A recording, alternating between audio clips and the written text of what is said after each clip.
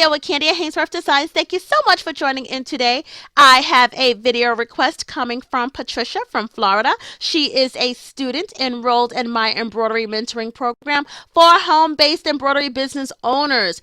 And those of you who are aware of this program know that students get first priority on video request. Her question was in regards to this photo that I posted on Facebook and in the group Embroidery Boss over the weekend. So she wanted to know in regards to each ensemble, what portion of the prices covered the fee for embroidery hooping charges. And so I'm going to break down exactly what I charge for embroidery hooping fees.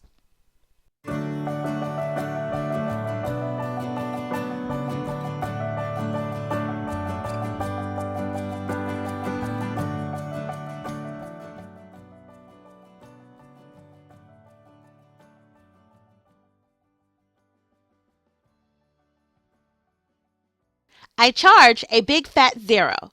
That's right, you heard me correctly, a big fat zero.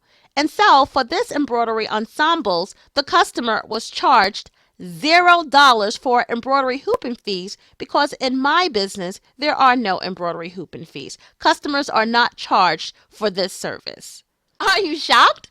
Okay, I'll explain why. It is not the customer's responsibility to pay a fee for a necessary tool to be used by you to perform embroidery services.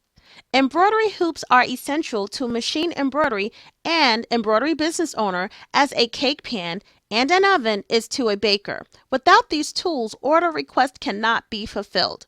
Embroidery hooping does not benefit the customer in no shape or form. They don't take hoops with the order, and most customers don't understand what this fee is for in the first place. As a new embroidery business owner, don't portray yourself as an untrustworthy merchant who tacks on meaningless fees in addition to your embroidery services. Don't set yourself up for conflict or confrontation either. You'll have a customer who will go through every line on the receipt demanding an explanation. An embroidery hooping fee is the hardest to explain.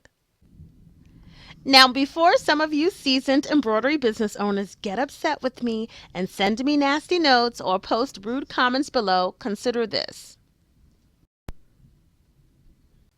Your 15-year-old son or daughter got their first weekend job and first paycheck and they want to treat you out to dinner. And so you tried the new restaurant in town. The atmosphere is warm and cozy. You ordered tacos, a bowl of oysters. The food is delicious. The service is great. And the best part of all is you don't have to pick up the tab. Your 15-year-old proudly pulls out their little wallet and hands the waitress some cash, plus leave a few dollars on the table for a tip. And as you both head toward the exit, your 15-year-old says, "Wow, Mom, I didn't know restaurants charge utensil fees." You have no idea what this kid is talking about, so you ask to see the check.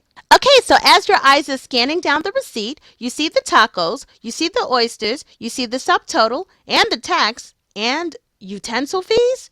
They actually charged your kid $6 for 5 plates and a bowl that they used to serve the food on? You are super annoyed and you demand to see the manager.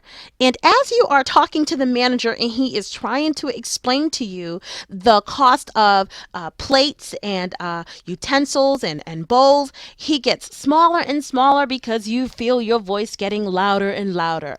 Okay, you probably won't handle it this way, but here's what you might do. You might hit social media network and tell everyone, literally the entire world, how ridiculous this service fee is at this restaurant. And guess what's going to happen? You'll be sad, upset, and you'll have to turn this online negative into positive. But the good news is you'll move on, you'll move forward. So before you find yourself as a new embroidery business owner defending your new company from negative reviews online, treat your customers as you would want to be treated when you're out supporting a business. When meaningless fees cannot be understood by the customer, they summarize it as being ripped off. It leaves a bitter taste in their mouth and it leaves you looking like an untrustworthy and dishonest business owner. Okay, Patricia, I want to make sure that I have answered your question thoroughly and clearly. Your initial question was, what do I charge for embroidery hooping in my ensembles? You posted this question to me after you saw the pictures of the ensembles that I posted for the twins. The one thing that I want to tell you is that you always have to identify the problem, analyze the problem, and then come up with a solution. However, I want to make sure that I have addressed your question thoroughly and clearly. All right. So you already know that I don't charge embroidery hoop and fees. Okay. But what to do when you have an order that requires multiple pieces? Because your thought was, how many times did I have to hoop? Okay. Because you saw that this ensemble have multiple pieces. Well, once again, if that's a problem, you analyze it and you come up with a solution. This might not be something that you want to offer, okay? So as a new embroidery business, don't get caught up with mimicking someone else's business. You have to do what is best for you. And so you might not like the idea of constantly hooping and making all these pieces, but it doesn't mean that you can't offer baby bibs or you can offer blankets or a sweatshirt or something. However, it might be that you don't offer ensembles of this size. Okay, so you might be able to offer sets, but not this size. So again, you might like the idea of this package together, but it might not be something that's best for you based on what your preference is. So once again, as new embroidery business owners, don't get caught up with trying to mimic, duplicate, replicate somebody else's embroidery business because their business is set up for them. Decide what will work for you and then take it from there. And Patricia, another question that could be posted under this topic is what to do when you have an item that requires multiple hoopings to achieve the size of the embroidery request. So we're talking about one item that requires multiple hoopings. Okay? And if you think about what I'm saying, we're not talking about an ensemble with multiple pieces. We're talking about one item. And if you look at this toddler size personalized body pillow that I offer in my company, this body pillow is 3 feet wide. We know that we don't have an embroidery hoop that's 3 feet wide. Okay, so something like this is going to take multiple hoopings even though it is one item. And in this particular strategy, you got to make sure that the spacing is correct between each letter and that it's all on one straight line because you don't want to invest all this time and multiple hoopings into all this beautiful embroidery only to have one letter too far spaced up from another letter or it's misaligned and it's crooked. And so you really want to look at something like this. It might be a problem. You want to analyze it and you want to come up with a solution. And the solution may be not to order something like this.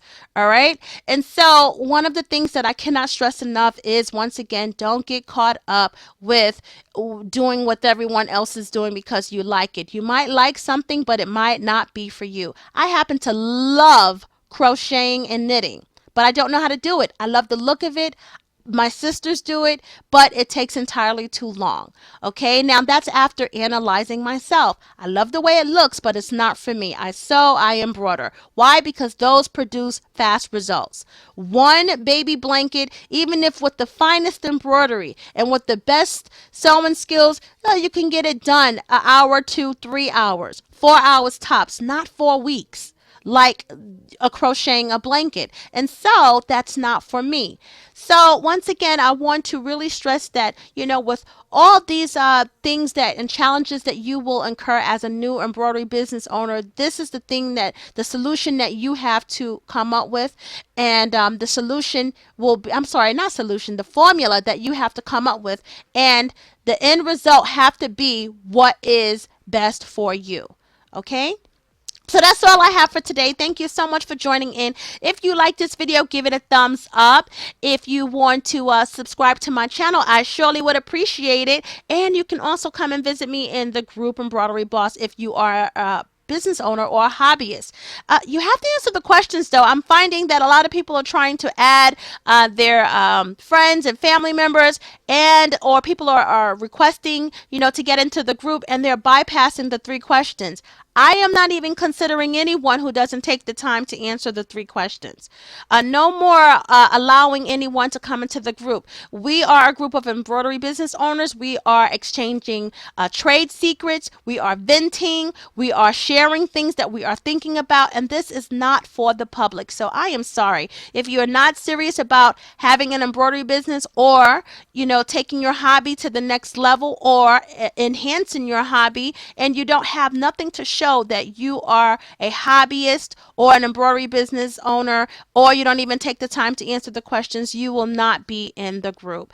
That's all I have for you today. I'm sorry to kind of put it to you like that, but that's the way it is. And until then, I'll see you next time.